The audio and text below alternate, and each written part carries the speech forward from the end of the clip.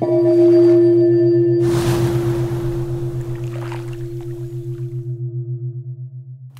pessoal, tudo bem? Eu sou a professora Natália Freitas de História e eu tô aqui hoje para trabalhar com vocês a colonização espanhola no continente americano.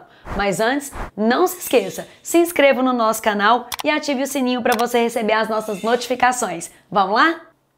Bom, pessoal, a colonização espanhola no continente americano, ela começou ali no contexto da expansão marítima europeia, das grandes navegações, no final do século XV, entrando para o século XVI.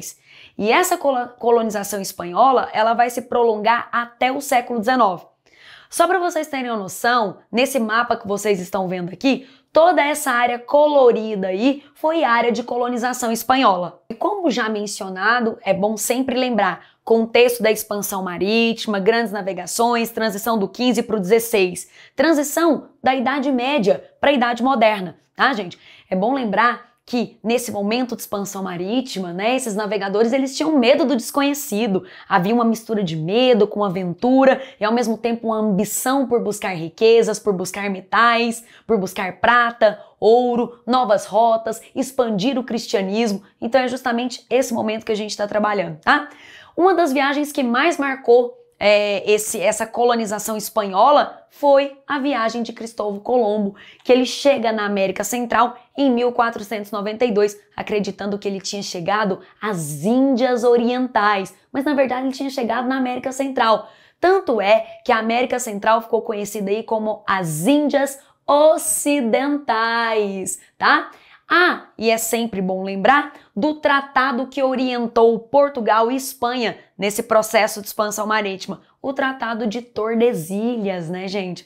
O Tratado de Tordesilhas, quando ele foi assinado em 1494, os europeus, portugueses e espanhóis, eles não tinham ideia do tamanho do território que eles iriam encontrar, né? Então, esse Tratado de Tordesilhas vai dividir as terras previamente, sem saber de fato o que estava por vir, né? Então foi o Tratado de Tordesilhas que vai orientar aí portugueses e espanhóis. Agora, cuidado, apesar do Tratado de Tordesilhas ter sido assinado entre o Reino da Espanha e o Reino de Portugal, não significa que o continente americano foi colonizado só por esses dois países, né? Nós vamos ter muitas invasões, muitos ataques e colonização de outros países, né? Franceses, holandeses, ingleses e aí vai. Ah, gente, uma das coisas mais marcantes da colonização espanhola foi que quando eles chegam na América, eles vão encontrar grandes e complexas civilizações. Na Cordilheira dos Andes, eles vão encontrar a civilização Inca, tá? Na região da América Central, eles vão encontrar com a civilização Azteca. Então, eles vão conhecer uma cultura muito complexa, muito grande quando eles chegam aqui. Ah, e é importante a gente lembrar que os espanhóis, diferente dos portugueses, quando eles chegam na América, eles vão encontrar metais preciosos. Eu quero destacar a exploração de prata em Potosí, na Bolívia, que foi aí inicialmente uma das principais economias administradas pelos espanhóis na América. Agorinha eu falei para vocês que nesse processo de expansão marítima, um dos objetivos, além, é claro, de buscar metais preciosos por conta do mercantilismo, era também cristianizar povos. Então, gente, nesse processo de colonização, muitos padres, tá? Muitos sacerdotes católicos vão vir para a América. Inclusive, a ordem jesuítica. Se você quer conhecer mais sobre a história dos jesuítas, é só você clicar aqui. Um dos religiosos mais conhecidos que esteve presente nas áreas de colonização espanhola foi o Frei de Las Casas. Isso mesmo, Bartolomeu de Las Casas, ele atuou aí na conversão de indígenas nessas áreas coloniais. Os espanhóis, eles instalaram universidades em áreas coloniais e também, gente, o Tribunal da Inquisição. Nós tivemos aqui, né, sessões do Tribunal da Inquisição nesse território colonial. Se você quer conhecer mais sobre o Tribunal da Inquisição, é só você clicar aqui e assistir essa aula. E para administrar todo esse território, professora, como é que os espanhóis faziam? Bom, gente, eles tinham vários recursos administrativos, mas um dos recursos que ficou mais conhecido foi a instalação dos cabildos ou ayuntamentos, tá? Bom, mas o que era um cabildo? O cabildo, gente, era uma câmara municipal. Então toda cidade que era construída, que era fundada, que era erguida, eles instalavam um cabildo, uma câmara municipal que iria administrar localmente. Ou seja, o cabildo ele tem poder local, ele funciona como uma câmara municipal. Em relação aos colonizadores, nós temos dois nomes aqui que ficaram bem conhecidos, tá? O primeiro é o Hernán Cortés. Ele ficou muito conhecido porque ele foi considerado aí um dos primeiros a entrar em contato com a grande civilização azteca, tá? Ali na América Central, na Mesoamérica, beleza? Bom, outro nome importante é o do Pizarro. O Pizarro foi considerado aí um dos primeiros europeus a entrar em contato com a civilização Inca, que era localizada na Grande Cordilheira dos Andes. Uma das perguntas aí que mais aparece durante as aulas é o seguinte: professora, como é que foi possível, tá, uma pequena quantidade de espanhóis conseguirem colonizar grandes e complexas civilizações? Então, gente, há algumas explicações. Primeiro, né, a questão das doenças. Muitos grupos nativos não tinham desenvolvido imunidade para certas doenças, e isso acabou enfraquecendo muitos grupos que morriam contaminados, tá? Outro ponto, o europeu, ele traz nesse processo colonial o cavalo. Muitos grupos indígenas começaram a enxergar um cavalo como um animal muito forte, muito poderoso. E eles acreditavam que quando o europeu estava usando o cavalo, ele incorporava essa alma, essa força desse cavalo. Então, também isso pode ajudar. Crenças e presságios, né? Muitos grupos nativos, pelo menos no início, tá, gente, da colonização, olhavam para esses colonizadores e até identificavam eles como deuses, né? Como pessoas que estariam ali para trazer coisas boas. Claro que depois, né, isso logo foi percebido que não era assim, tá? E por fim, tem um outro ponto que é a superioridade bélica, né? O uso de armas de fogo por parte dos europeus.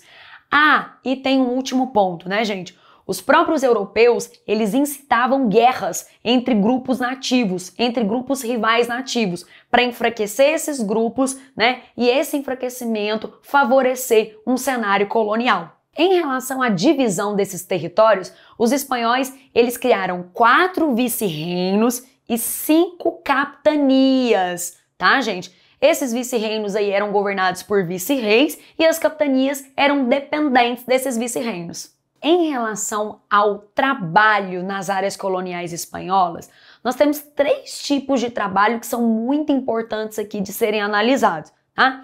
E para a gente analisar esses 3 tipos de trabalho, que é a mita, a encomenda e a escravidão, a gente vai colocar aqui agora um quadro comparativo para a gente analisar essas formas de trabalho que foram predominantes nessas áreas. O primeiro tipo de trabalho que nós vamos destacar é a mita, também chamada de quatequil. Lembrando que a mita já existia antes do europeu chegar, tá, gente? Então esse trabalho, esse tipo de trabalho já era utilizado por povos nativos que estavam na América. E é um tipo de trabalho compulsório, tá? Ou seja, quando a pessoa é convocada para trabalhar, ela não tem opção de falar que não vai, ela tem que ir. Esse trabalho, professor, o que difere ele da escravidão? Primeiro, ele acontece de tempos em tempos. E ele tem remuneração, mas a remuneração, gente, e a condição de trabalho são péssimas, tá? Então, péssimas remunerações e péssimas condições, tá? E como é que funcionava? Sorteava a população que iria trabalhar naquele momento, funcionava como um sistema de rodízio.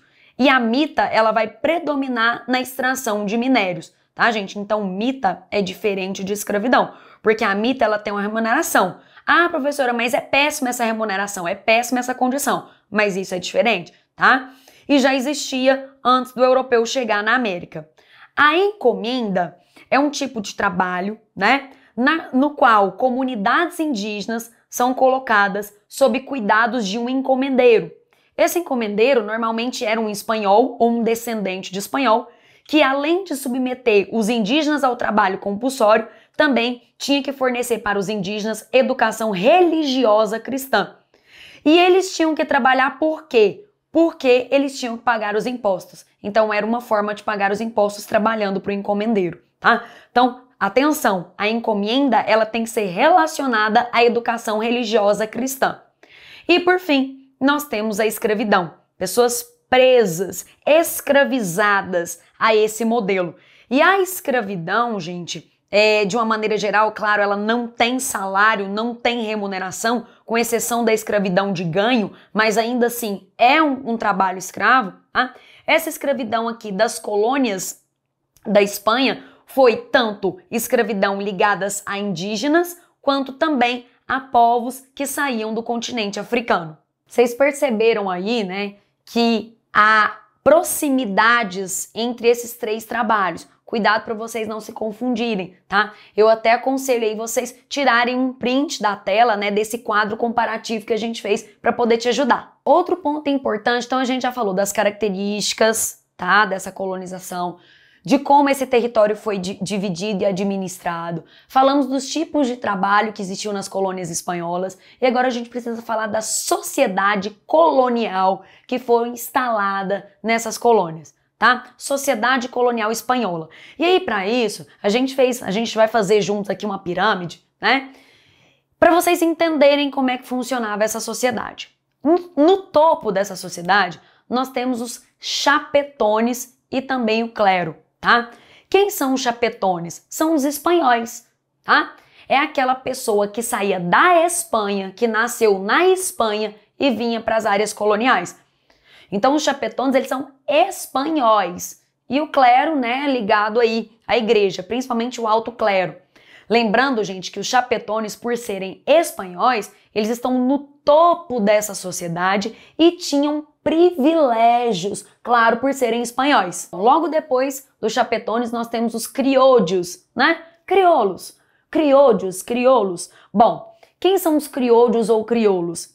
Eles são descendentes de espanhóis, mas já nasceram nas áreas coloniais da América, tá?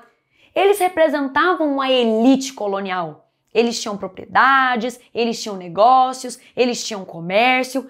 Eles representam uma burguesia colonial, tá? São homens brancos, são homens de uma elite colonial, só que eles tinham poder econômico, mas desejavam mais poder político, né? Os criollos, inclusive nos processos de independência, já vou até adiantar uma matéria aqui, né? Nos processos de independência, os crioulos, eles vão apoiar, né? Mesmo sendo descendentes de espanhóis, eles queriam mais participação política. Por quê? Porque os criollos, eles ocupavam cargos nos cabildos. E aí, se você lembrar lá no início da minha aula, o que era o cabildo? O cabildo era uma câmara municipal. Então, o cabildo, ele tinha poder administrativo local.